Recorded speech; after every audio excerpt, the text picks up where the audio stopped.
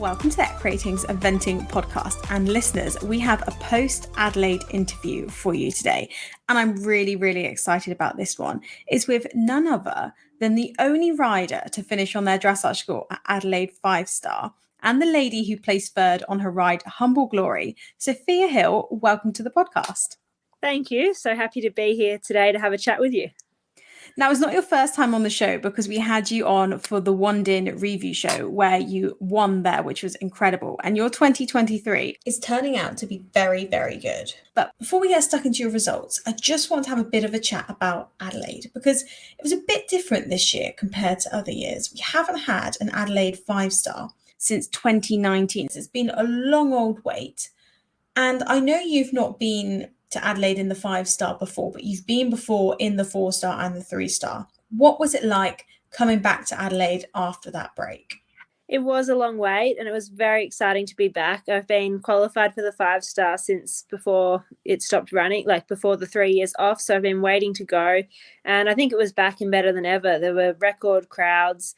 There were tons of people there every day. And yeah, there was a huge atmosphere for all the phases, which worked a little bit against me in the dressage, but was very exciting for the cross country and show jumping and great for the sport.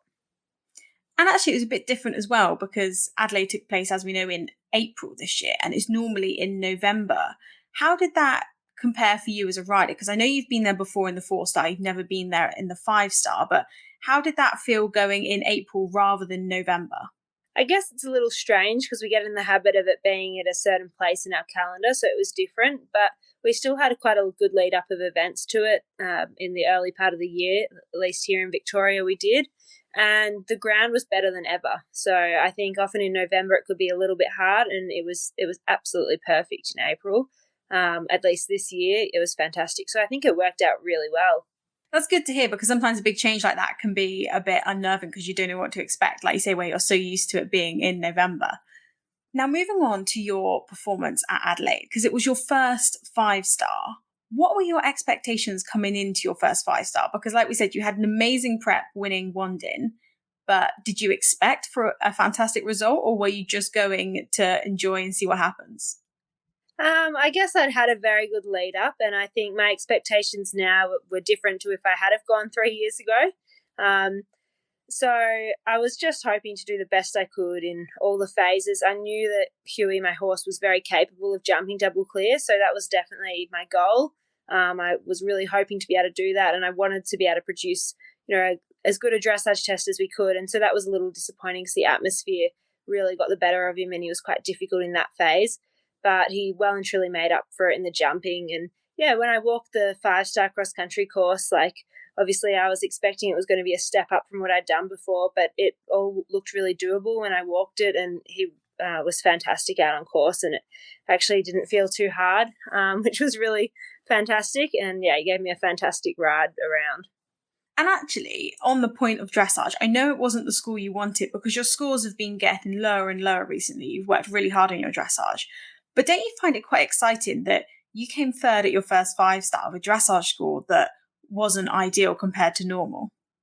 Yes, it is exciting because I think there is more there from him, and he's proven that now, and he is getting better and better all the time. So yeah, there's definitely a lot more to come from him, and the fact that he's gone out and jumped double clear, at our first 5-star is definitely very exciting. And on to the cross country day. When you first went out and walked the cross country, what were your first impressions of the course? It was big. I guess it was definitely noticeably bigger. The jumps were wider and everything, and so there were a few more intimidating jumps in that sense. But Huey's a very brave jumper, so that didn't really worry me too much. It all looked doable, but it just looked like you had to be on your game the whole way around. There was definitely room to make mistakes if you weren't. So I think just staying on the job the whole way around. And the track is very twisty at Adelaide, and it's actually quite a hard track to make time on, really, because there's not many good places for a good gallop. So I was very aware of that and worked out my minute markers carefully. I obviously really wanted to make time because I knew I wouldn't be up there after the dressage, and I knew that my horse was very capable of making the time. So kind of planned that all out, and yeah, it all worked out really well. And are you the type of person that when others go out on cross country, you like to hear how they've got on and get feedback? Or are you one to be like in your zone and only focus on your plan? Oh, that's a good question. Well, this time I was third out, so I definitely didn't have time to get any feedback, but I did watch the first two riders at the jumps near me. I think I'm probably in my zone. Like at that point, I've made my plan and I'm usually sticking to my plan and just riding based off how my horse feels as I go. I sometimes think the more you watch, so then you're just getting nervous for longer, whereas at the start, if you're at the start of the class, off you go and you're done and you can kind of relax, which is nice. So yeah, it was kind of good going out early, I think. Yeah, get it done and dusted, and then you can't Yeah. overthink it and then think up Yeah. issues. Yeah. And on the note of your plan, when you were out on course, did everything go as you expected, plan A, or did plan B have to come in at any point?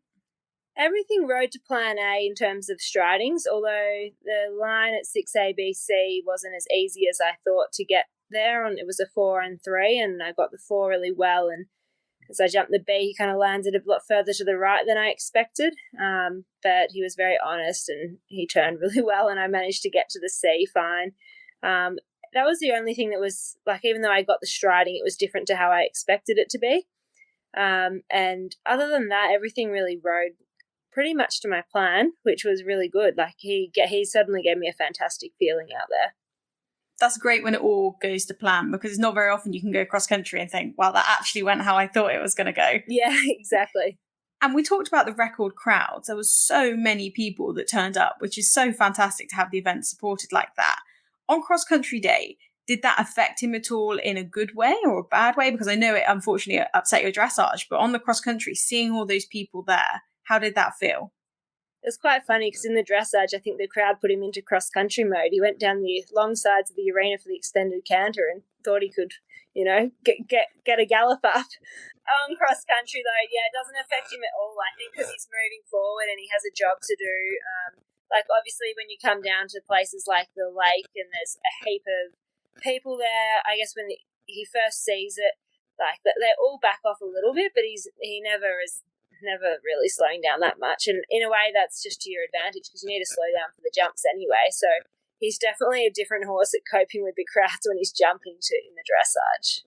That's great that he can just know his job and carry on and he's got you. And actually, for Thoroughbred, he's a fantastic jumper. And you were the first person to FOD at Wandin, and you were the only person in the 5-star at Adelaide to FOD. What was it like coming in on that final day? And now in hindsight, we know that you jumped clear, but knowing that you're sat on such an amazing jumper, does that ease you and you think, okay, I've got this? Or does it actually add pressure knowing that he's an amazing jumper and people know this? I think it eases pressure in the sense that I know he's going to try the best he can for me. Like, even in the cross country, I've always said if he ever has a 20, it'll be my fault, not his, because that's the kind of horse he is. Like, he tries his little heart out for me, and he did that in the show jumping. So he can have a rail occasionally, but not often. And I know he's going to try really well. And if I ride him well, he'll probably jump clear. I guess the only thing was that I obviously had never done a 5-star before, so I didn't know just how tired he was going to feel after having gone around the cross country the day before. And yeah, in the warm up, everyone was doing a bit of pole bashing, to be honest. There were a lot of rails coming down, and Huey was jumping really well. He felt a little bit tired, and he didn't touch anything though. And yeah, when he went out, he jumped the super round, and I guess he's straight show jumped a fair bit bigger as well. He's jumped quite a lot of metre 35 tracks and even the odd metre 40 track, and I think that really helped him on the final day to cope with jumping when he was a little bit tired. Yeah, all those jumps feel a lot smaller when you're jumping around in metre 40 tracks. Yeah, exactly. So yeah, he is a pretty special jumper for a thoroughbred, and he definitely tried hard. So it's a pretty good feeling to be able to pull it all off when it mattered though. And in hindsight, like, COVID caused a lot of disruption for everybody. Are you grateful for that 3-year break you had before you moved up to 5-star, or do you wish you could have moved up a bit sooner? Well, I look back and I think I would have gone there, and he probably would have still jumped around clear because he's that kind of horse. But I just think it gave me so much more time to prepare. It made it a much better experience. I don't think I would have been finishing in 3rd place 3 years ago.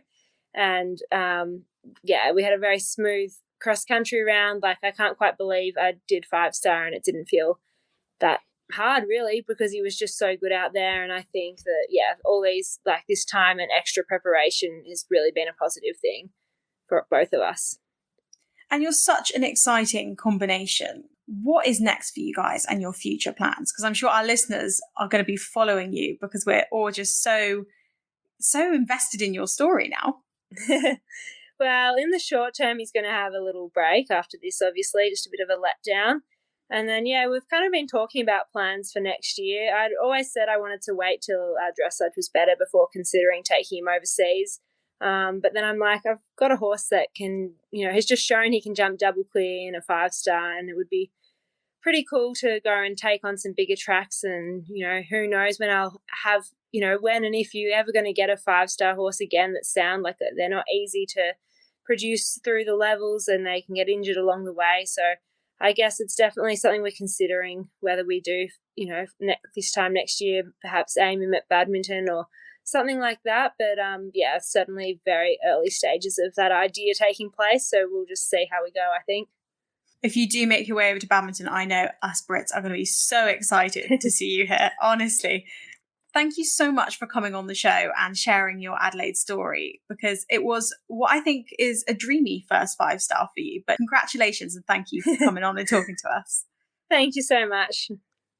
Thank you, listeners, for tuning in. And don't forget, we have loads more 5-star action coming because we have Kentucky this weekend and then badminton the following weekend. It is coming thick and fast. So stay tuned for all the pods that will be coming because it's definitely 5-star season.